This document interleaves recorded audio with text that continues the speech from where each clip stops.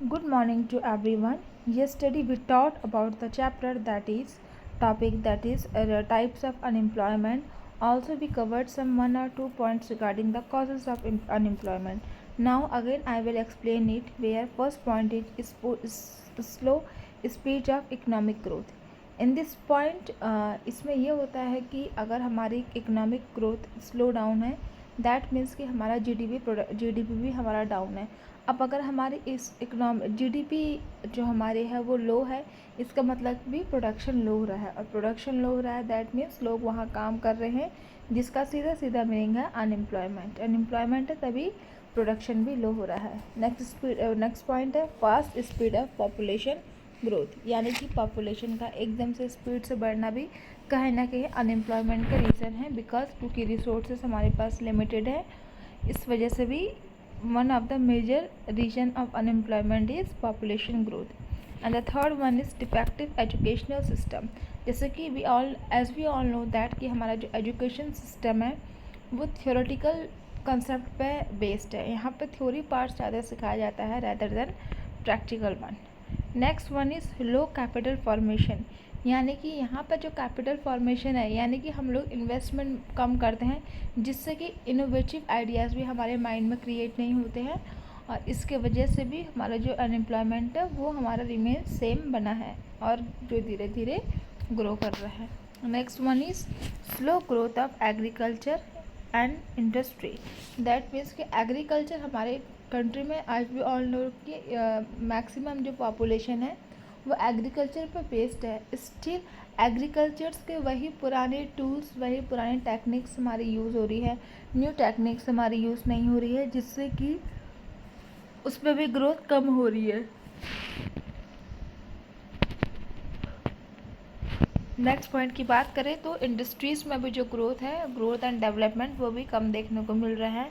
And the seven point that is इनएडिक्वेट employment planning. कोई भी proper employment की planning हमारे कंट्री में नहीं है, जिसकी वजह से अनएम्प्लॉयमेंट का जो लेवल है वो डे बाय डे इंक्रीज होता जा रहा है।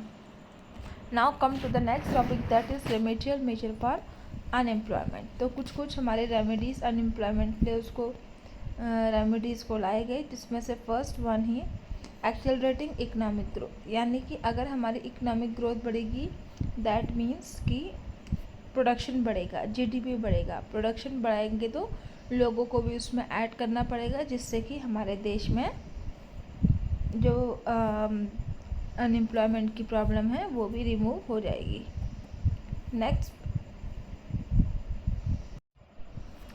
Now the next point is control on population growth. तो जितने भी पॉइंट्स हैं ये सब इसके कॉजेज़ के सब एडवर्ड्स है, यानी अगर पॉपुलेशन में कंट्रोल होगा, अगर रिसोर्स, तो क्या होगा पॉपुलेशन में कंट्रोल से जो हमारे लिमिटेड रिसोर्सेज है उसका सही से प्रॉपरली यूज़ होगा और अनएम्प्लॉयमेंट भी इससे हटेगा। नेक्स्ट है improvement in infrastructure facilities. That means कि अगर इंफ्रास्ट्रक्चर, नए इंफ्रास्ट्रक्चर्स को अगर हम यूज़ करते हैं, काम में लाते हैं, तो उससे नए नए इनोवेटिव्स आइडिया निकलेंगे, जिस इनोवेटिव्स आइडियाज़ की वजह से नए नए लोगों का भी प्रोडक्शन इसमें यूज़ होगा, एम्प्लॉयमेंट इससे भी जनरेट होगा। Next one is increasing capital formation. That means कि अगर मैक्सिमम पर्सन यहाँ इन्वेस्टमेंट करते हैं तो इन्वेस्टमेंट से जो एम्प्लॉयमेंट के चांसेस है उनमें भी ग्रोथ होगी। Next one is creation of employment opportunities. Employment की अपॉर्चुनिटीज़ बढ़ेगी अगर हम एम्प्लॉयमेंट को अगर हम जनरेट करते हैं तो इससे लोगों को काम मिलेगा।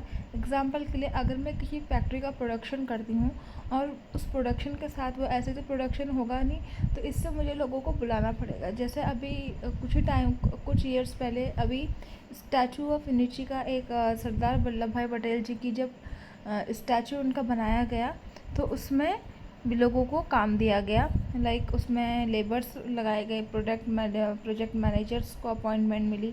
तो इस तरीके से न्यू जॉब अपॉर्चुनिटीज़ को भी इंक्रीज इनको क्रिएट करना चाहिए। Next one is reform of educational system and skill growth. Obviously बात है, हमें अपने एजुकेशन सिस्टम में चेंजेस लाने पड़ेंगे।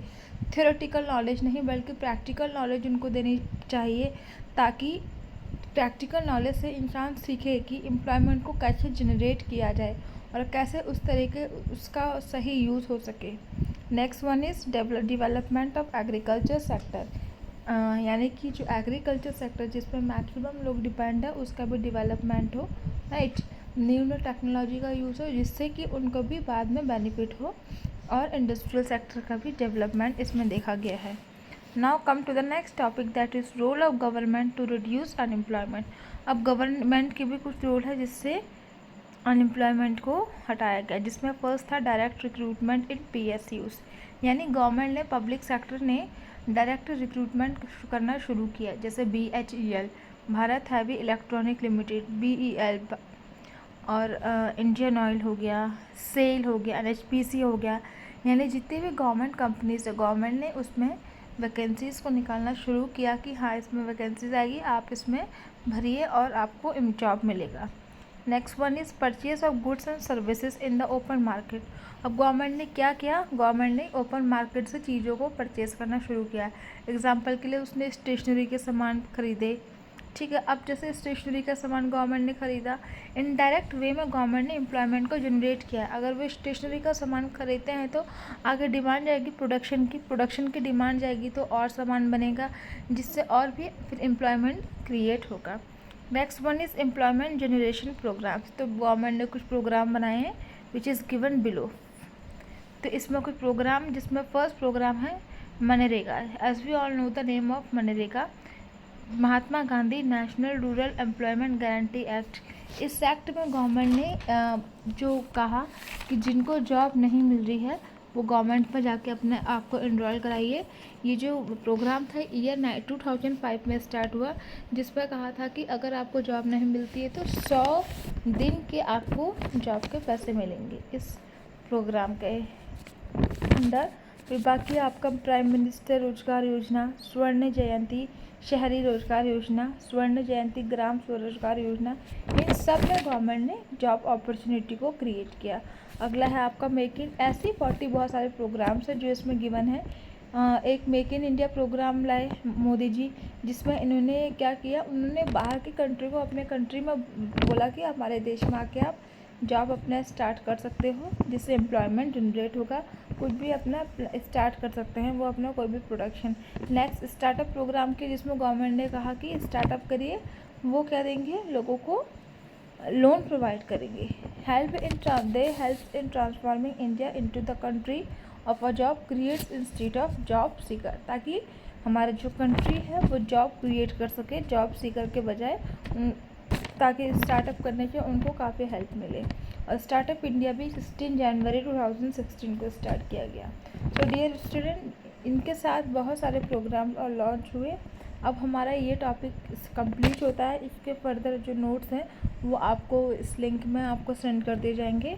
Thank you very much, thanks a lot.